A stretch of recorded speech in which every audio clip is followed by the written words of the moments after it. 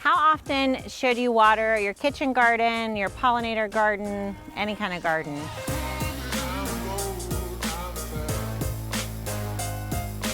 I get that question a lot, so I thought I would just walk you through my watering routine and what I recommend to clients. So first of all, let me start this video by saying I am watering not at the ideal time.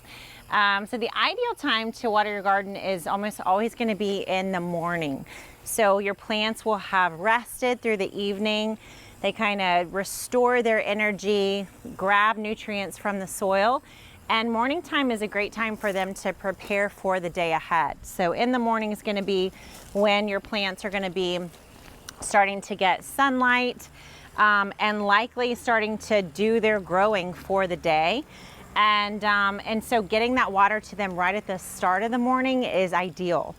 So for clients' gardens where we have a formal irrigation system set up, then we will go ahead and have the water run sometimes before they even wake up. So we might have a drip irrigation or a low spray head irrigation, and we'll set that to run in 4 a.m., 5 a.m., something like that. So that's the best time to water. Now, if you're in a situation, I don't know if you've ever felt this, where the sun is up, it's super hot, you look outside and the leaves on, say, your cucumber plant or some other plant are just totally wilting, and you're so tempted to go out and water right away. That's actually one of the worst times to water, because if the sun is shining really directly on those leaves, you're going to end up probably scalding the leaves if they get wet. So what can happen is water droplets act almost like magnifying glasses. And so water droplets on those leaves with bright sun shining down on them is going to mean that the sun is like magnified on the leaves. So you can actually end up hurting your plants more than helping them if it's super sunny and you see your plants just wilting. So the best thing to do is let the sun go down, let the damage be done. The plants are resilient, they'll come back, and then make sure you water them much more heavily the next morning. Now you can come and water in the evening. So let's say at, what would that be? Is that called dusk? I always get dawn and dusk confused. Yeah, so dusk, when the sun is finally not as strong, that's an okay time to water. The only problem with that is you really don't want your garden to be moist or wet at night, because most of the pests that are going to be attacking your plants, they are going to be showing up when it's dark, because they're smart, right? Like, they know how to stay alive. So they've learned that if they come into your garden and munch on your plants when it's dark, they have a much better chance of surviving, not getting eaten by birds and stuff, right? So having a wet garden is really not the best thing to have at night. But if you had a plant that was super stressed out, you can always come and just water just right around that plant, maybe not the whole garden at night. And then in the morning, set your alarm, get up, and get your garden a lot of water the following morning. So telling someone how often to water a garden is honestly, and I hate to say this, but it's really not possible, because how much water a garden needs really depends on so many unique factors, and it can vary from day to day. Most of it depends not just on your setup, well, a lot of it depends on your setup and what you have planted.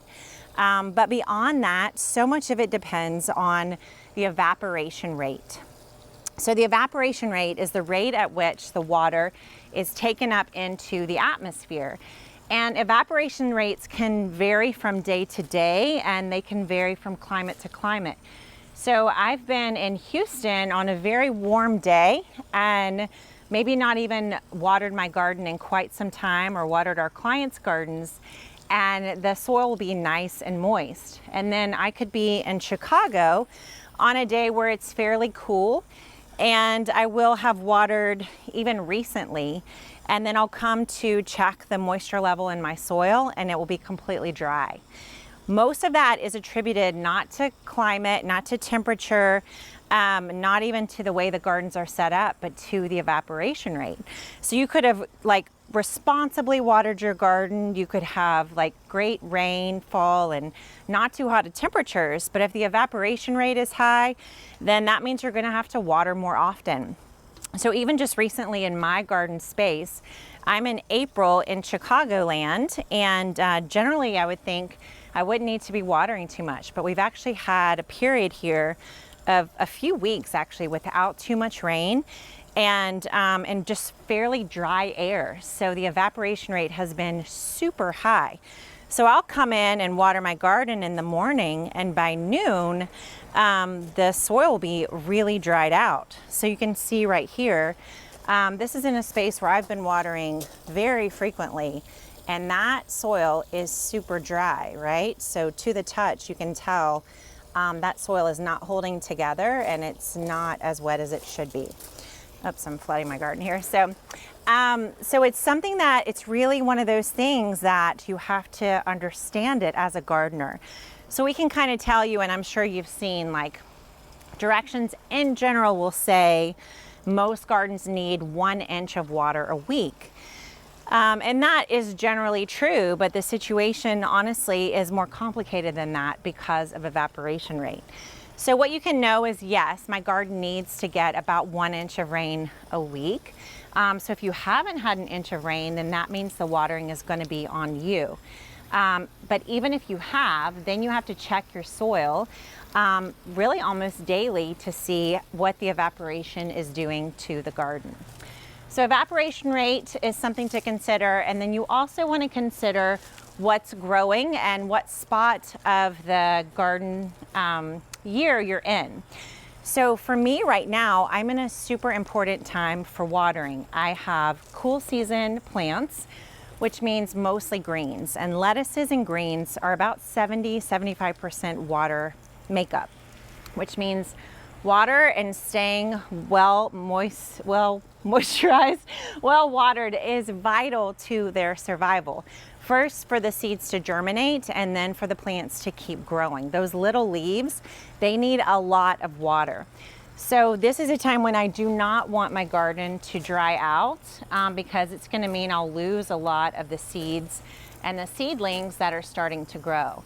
So these little lettuces, these little babies, when they dry out too much, they're either going to stop growing or they are going to actually die. So they have very, very shallow root systems, and they don't hold water very well. So if the water in the soil is gone, they're pretty much out of water too. So that's the next thing to consider, is how much or what you're planting and where you are in the season. Now, a couple months from now, when this garden is packed, when all the soil is covered with plant mass, I'm not really going to need to be watering as much, even though it'll be warmer, which is crazy, right? So say June, July, when this garden is completely packed with plants, I can't see any of the soil surface, I'm really not going to need to water as often, and I don't have to worry quite as much about evaporation because the plant mass covers the soil and really holds in and conserves the moisture and even kind of fights that evaporation rate for me. So it's kind of counterintuitive, but you almost need to water more at the outset and the start of most of your seedlings and plants, and even possibly sometimes more in the cooler season. So since I've broken all the rules here, I have watered in the middle of the day and not necessarily checked my moisture before I watered. I'll tell you I'm breaking one other rule, and that is that I'm watering the entirety of these plants. So I'm not really paying that well attention because I'm talking to you. But in general, you don't want to be spraying the leaves in your garden. So water is something you want to just be putting at the soil level. That's where water needs to go. The water can really only be taken up by the roots. So the leaves will absorb a little bit of water, but the majority of the water absorbed by your plants is absorbed from the roots themselves. So if I was being more mindful and more careful and possibly not making a video, I would be keeping my spray head really low to the soil surface and making sure that I'm not getting a lot of spray. So literally just keeping the spray head right there on the edge of the soil.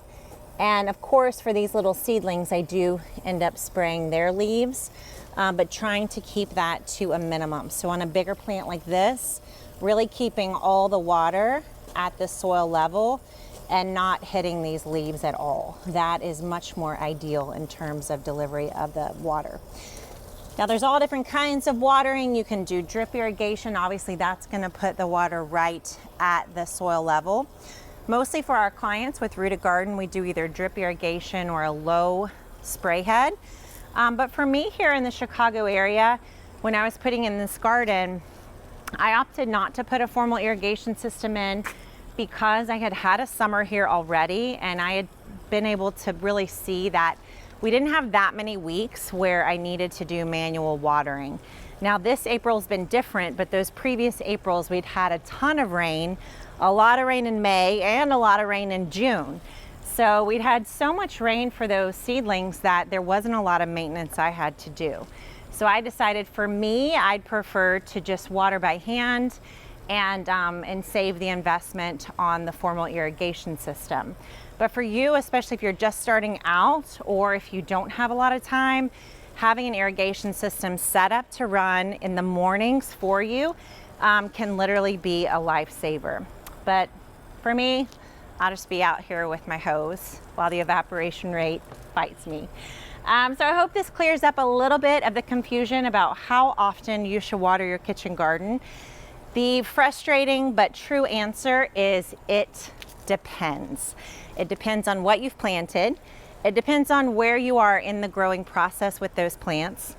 And it depends on where you live, what the temperatures in the season are. And finally, it depends on the evaporation rate. So just paying attention to the evaporation rate is a super important part of becoming a gardener, and starting to realize that that's a thing that you should focus on, I think, is a more advanced gardener skill. So welcome to the Advanced Gardener Club. You now know you got to check out the evaporation rate. All right, I would love to hear your questions if you want to put them in the comments about how to water your own garden. And we have tons of resources at gardenary.com to keep you growing in your own kitchen garden, including Gardenary consultants.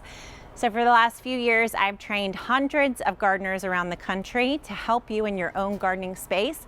And you can find a Gardenary consultant near you at gardenary.com/businesses.